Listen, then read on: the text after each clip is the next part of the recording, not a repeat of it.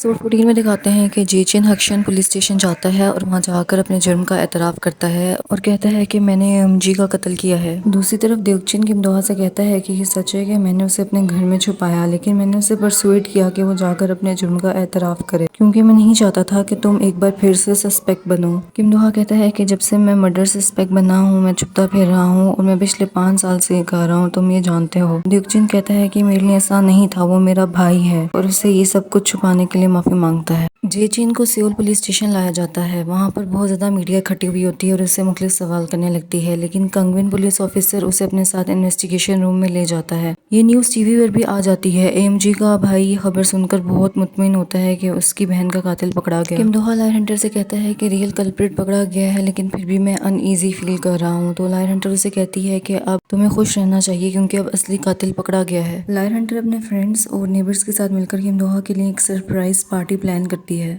ताकि वो अच्छा फील करे। किमदोहा अपनी माँ से मिलने जाता है तो उसकी माँ कहती है कि अगर तुम कल्प्रिट नहीं थे तो तुम्हें शुरू से ही बात क्लियर कर देनी चाहिए थी।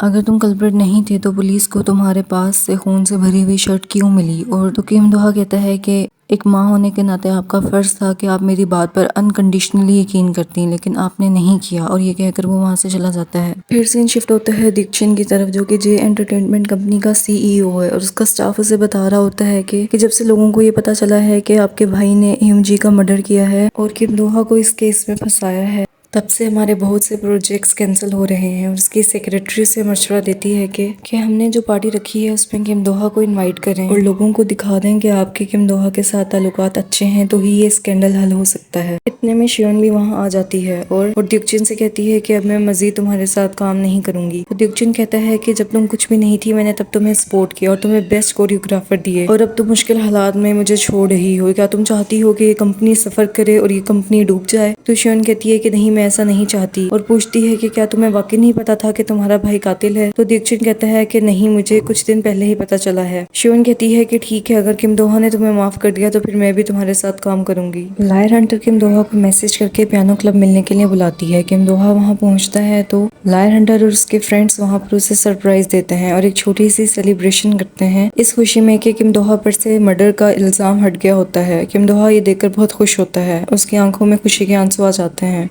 और वो सब वहाँ पर काफ़ी देर अच्छा टाइम स्पेंड करते हैं।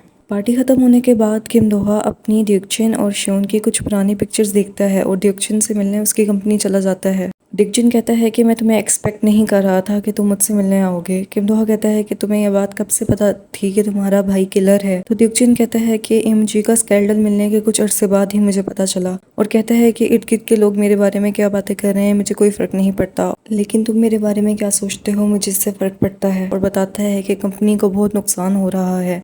किमदोहा कहता है कि तुमने हमेशा मुश्किल हालात में मेरा साथ दिया। मैंने सिर्फ तुमसे एक बार कहा था कि मुझे म्यूजिक पसंद है तो तुमने मुझे सारा म्यूजिक का इक्विपमेंट अगले दिन ही मंगवा दिया था। तो अब इस सिचुएशन में मैं तुम्हारी क्या मदद कर सकता हूँ। तो द्यूक्चिन कहता है कि फ्राइडे को उन्हीं की तरफ से एक सेरेमनी है, अगर तुम वहाँ पर आ जाओ और सबको ये शो करवाओ कि हमारे ताल्लुकात अच्छे हैं तो इससे सिचुएशन संभल सकती है। फिर सीन शिफ्ट होता है और दिखाया जाता है कि कंगमिन जेचिन से इन्वेस्टिगेशन कर रहा होता है। जेचिन कहता है कि मैंने किमदोहा और एएमजी को बीच पर लड़ते देखा था और उनका ब्रेकअप हो गया था। किमदोहा के जाने के बाद मैं एएमजी के पास गया और उसे खींचकर एक जगह ले गया और उसे कहा कि अब तुमने किमदोहा से ब्रेकअप कर लिया है तो अब तुम मेरी गर्लफ्रेंड बन जाओ, लेकिन वो मुझ में इंटरेस्टेड नहीं थी। तो मैंने गुस्से में आकर उसे धक्का दिया जिसकी वजह से उसका सर एक पत्थर पे लग गया और उसकी डेथ हो गई। मैं बहुत ज्यादा डर गया और वहाँ से भाग गया और मैंने सोचा कि मैं इसको एक सुसाइड की शक्ल दे सकता हूँ, इसलिए मैंने एएमजी के जूते बीच पर रख दिए और उसके कपड़े ओशन में फेंक दिए और उसे दफना दिया। कंगमिन जेचिन की दी हुई स्टेटमेंट को 5 साल पहले लिखी गई रिपोर्ट से मैच करता है। तो वहाँ लिखा हुआ था कि कल्प्रिट ने एएमजी के कपड़े जला दिए थे,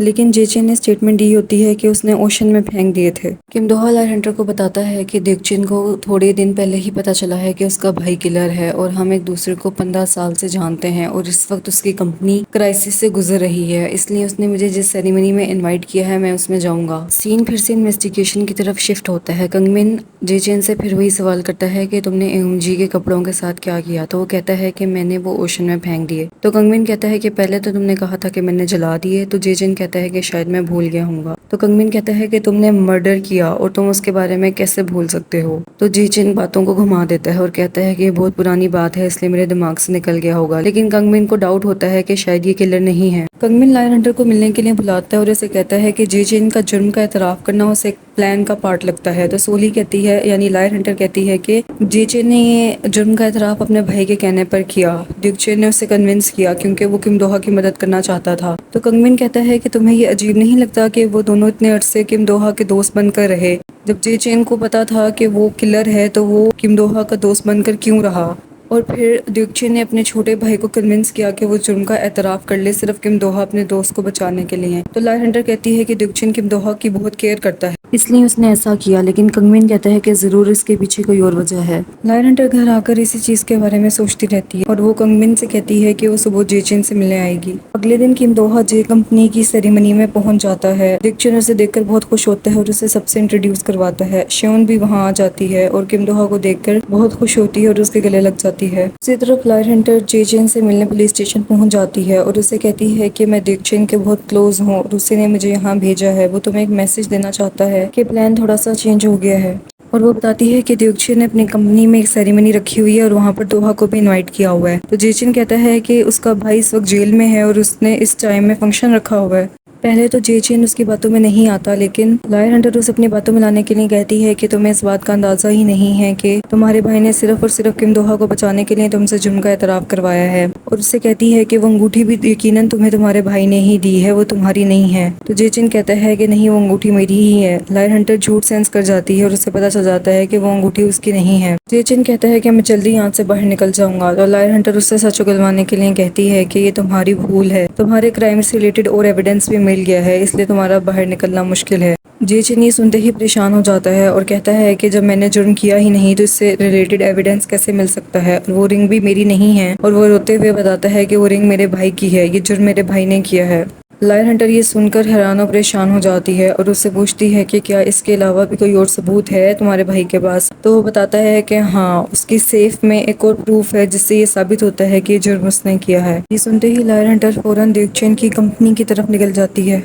दूसरी तरफ ड्यूक चिन स्पीच दे रहा होता है और वो एक इम्पोर्टेंट अनाउंसमेंट करता है कि अब से जे एंटरटेनमेंट कंपनी का नेक्स्ट सीईओ किम दोहा होगा। ये सबके लिए एक ब्रेकिंग न्यूज़ होती है। किम दोहा कहता है कि ये मेरे लिए एक सडन न्यूज़ है और कहता है कि हम मिलकर ही काम करेंगे जिस तरह हमेशा से काम करते आए हैं, लेकिन सीईओ तुम ही रहोगे। इतने में लायन हंटर भी वहाँ पहुँच जाती है और वो सीधा ड्यूक चिन के ऑफिस जाती है और वो कंगमिन को भी बताती है कि वो कंपनी पहुँच गई है और किम दोहा को कॉल करके बताती है कि रियल कल्प्रिट ड्यूक चिन है और उससे उसकी सेफ का पासवर्ड पूछती है। ये सुनकर किम दोहा को एक शॉक लगता है और वो कॉल एंड कर देता है। काफी देर ढूंढने के बाद लायन हंटर को वो एविडेंस का बॉक्स मिल ही जाता है। इतने में ड्यूक चिन भी अपने ऑफिस में आ जाता है और वो देख लेता है कि लायन हंटर के हाथ में एविडेंस वाला बॉक्स है। वो उसे रोकता है और कहता है कि हाँ, मैंने ही एमजी का कत्ल किया है और मैं इस बात का एतराफ कर लूंगा। लायन हंटर कहती है कि किम दोहा को लाइक करना बंद कर दो। तो वो कहता है कि हाँ, मैं किम दोहा को लाइक करता हूँ, इसलिए मैंने एमजी का मर्डर किया है, लेकिन मैं तुमसे बेग करता हूँ कि ये बात किम दोहा को मत बताना। लेकिन किम दोहा ये सब कुछ सुन लेता है। किम दोहा को अपने कानों पर यकीन नहीं आ रहा होता। वो उससे पूछता है कि क्या यही वजह थी कि तुम अब तक मेरे साथ खड़े थे। ड्यूक चिन की हालत बहुत ज्यादा खराब हो गई होती है। वो उसे कोई जवाब नहीं दे पाता और वहाँ से चला जाता है और वो कंपनी से बाहर जाने ही वाला होता है कि बाहर कंगमिन खड़ा होता है। वो उससे पूछता है कि क्या तुमने अपने भाई को जुर्म का एतराफ करने के लिए फोर्स किया था। तो वो कहता है कि हाँ। कंगमिन उसे अरेस्ट करने ही वाला होता है कि वो कंगमिन को पुश करता है और भागकर गाड़ी में बैठ जाता है।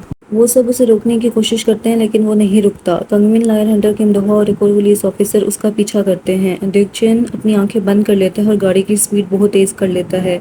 उसकी गाड़ी एक चीज से क्रैश कर जाती है। लायन हंटर, किम दोहा और कंगमिन उसे देखते हैं, उसे गाड़ी से बाहर निकालते हैं। ड्यूक चिन की हालत बहुत खराब हो चुकी होती है, जगह जगह से खून बह रहा होता है और उसकी सांस बंद हुई होती है। पुलिस ऑफिसर जल्दी से एम्बुलेंस कॉल करता है लेकिन ड्यूक चिन को सांस नहीं आ रहा होता। इतने में ड्यूक चिन की गाड़ी भी ब्लास्ट कर जाती है। सोली गाड़ी से कुछ फासले पर ही खड़ी होती है और यहाँ पर एपिसोड 14 खत्म हो जाती है।